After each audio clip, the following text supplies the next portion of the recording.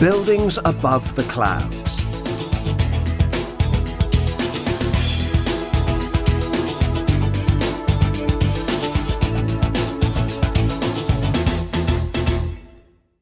Big buildings are nothing new.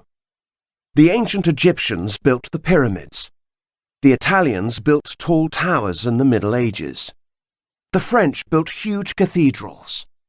However, it was difficult to build very tall buildings because the bricks were not strong enough.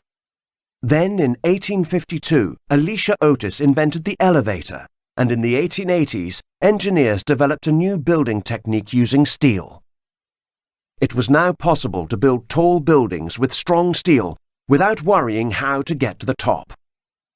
In big cities such as Chicago and New York that needed living space for families and offices for businesses, skyscrapers were the perfect solution. Some very brave men worked on these buildings as it was a dangerous job.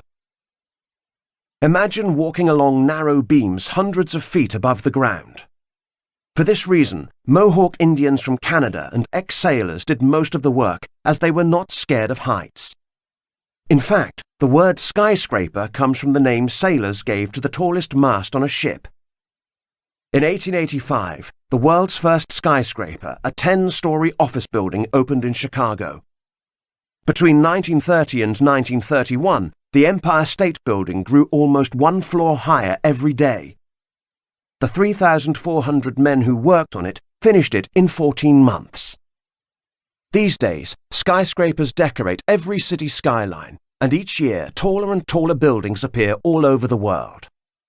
At present, the world's tallest building is the Burj Khalifa in the United Arab Emirates. With over 1,200 stores, this building is a city in itself. Astana, the capital of Kazakhstan, also has its share of skyscrapers. The triumph of Astana is one of the most impressive. It was finished in 2006, and it has 39 floors with shops, offices, apartments, and a hotel. Who knows what's next? The sky is the limit.